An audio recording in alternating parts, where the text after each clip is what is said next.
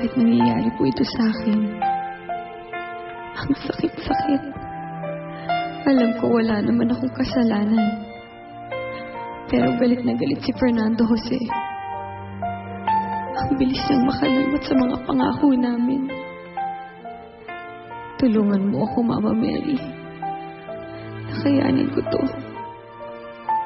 Parang sasabog ang puso ko. Sana po maliwanagan si Fernando Jose. At sana patnubayan niyo ako lagi. At pati na rin ang pamilya ko. Salamat po. I love you, Mama Mary.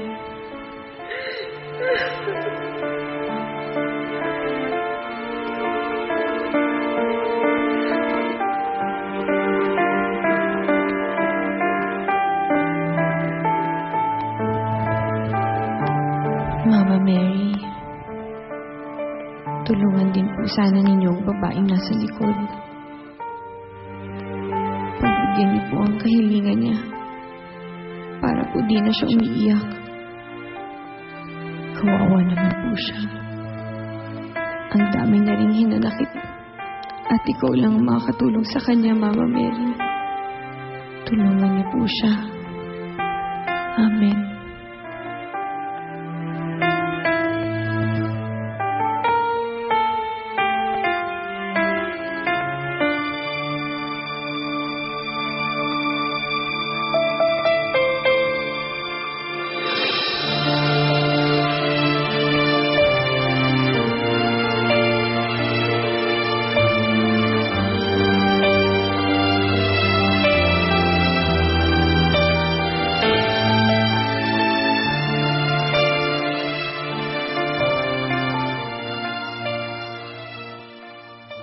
So, what do you think? Okay ba sa'yo si Beto?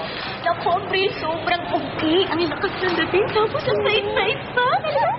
Shh, andyan na siya.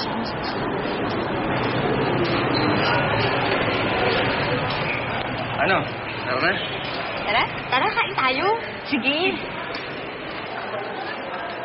Oh, di ba gutom ka? Kain tayo. Hindi na lang siguro. Kakain na naman tayo, gagastos na naman eh. Eto naman, no. Sagot ko naman eh. Ngayon nakakaya eh. Ikaw yung magbabayad. Tingin ko, huling date na natin to. Wala na kasi ng trabaho yung tatay ko eh. Problema ako ngayon sa pera. Anak nang, ang hirap pala magdrama. Puro kasi cartoon siya pinapanood ko. Sana umepekto. Sana kumagat tong manang na to. Bihira naman oh. Wala namang ganyanan. Hindi ko matatanggap yan. Beto, kung gusto mo talaga ako, tatanggapin ito. Salamat, April. Dolores Perez? Oho, asawa ko ni Xavier Perez, isang karpintero.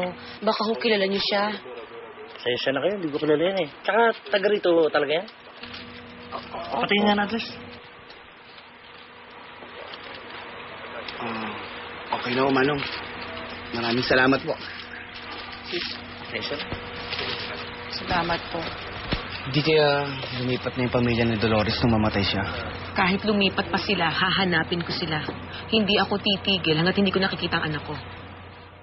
Ang sama talaga ni Ate Pedra. Pinahama ka niya nang wala kang kalaban-laban. Oo nga. Kaya ito ako ngayon. Gulong-gulo na ako. Nahabol na nga saya-saya ng puso ko. Pero matapos ang isang gabi, taguyan ako ng lalaki pinakamamahal ko. Dahil lang sa isang bagay na wala akong kinalaman.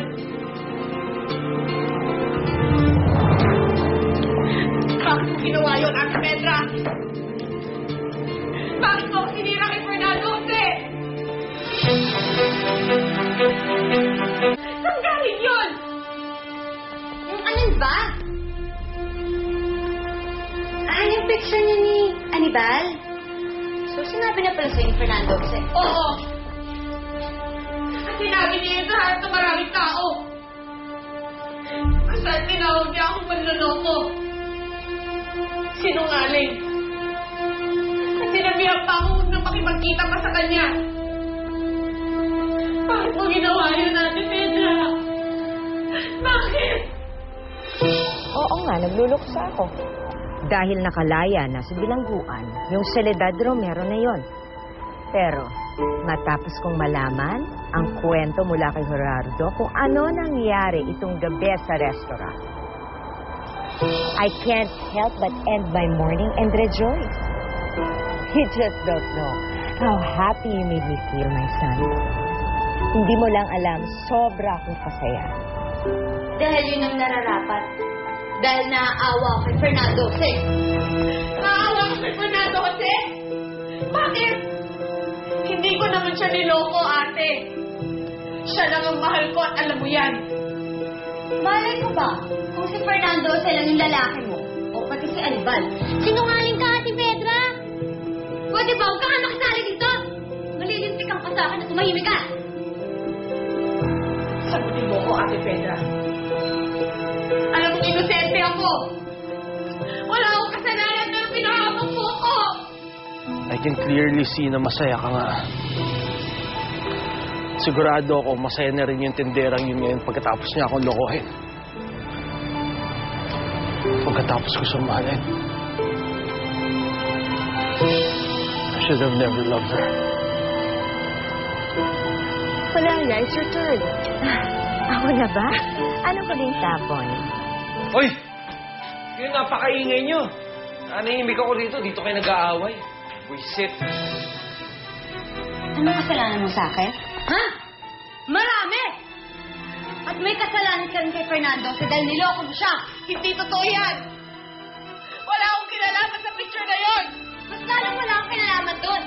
Si Rodora at Anibal may kagawa nun, hindi ako. Pinakita lang nila sa akin yun. At naawa ko kay Fernando kasi dahil niloko mo siya. Manloloko! O, ito yung tuwalya. Para makaligo ka na. Salamat.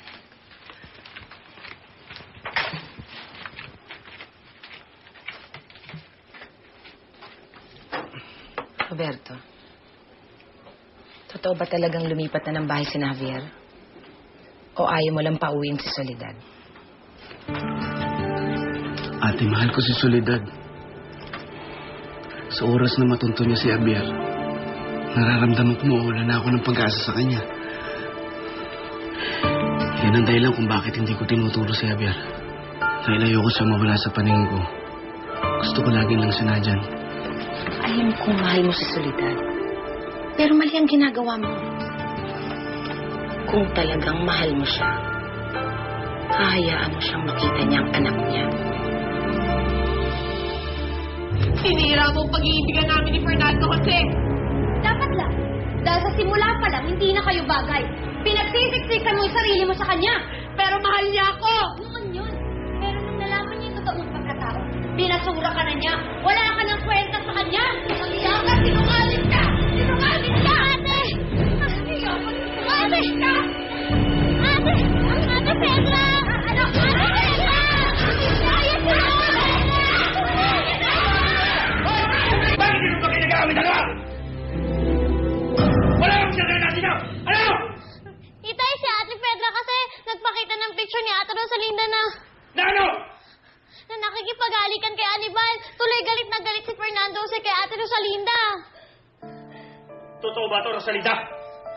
Paano ka nagkaroon ng retrato kasama lalaki yon? Hindi ko alam, Tay.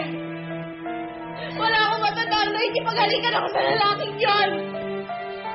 Hindi ko kayang gawin yun dahil mahal ko si Fernando kasi maliwala kayo, Tay. Ang tigas naman kasi ng ulo mo eh. Pinagbawalan na kita.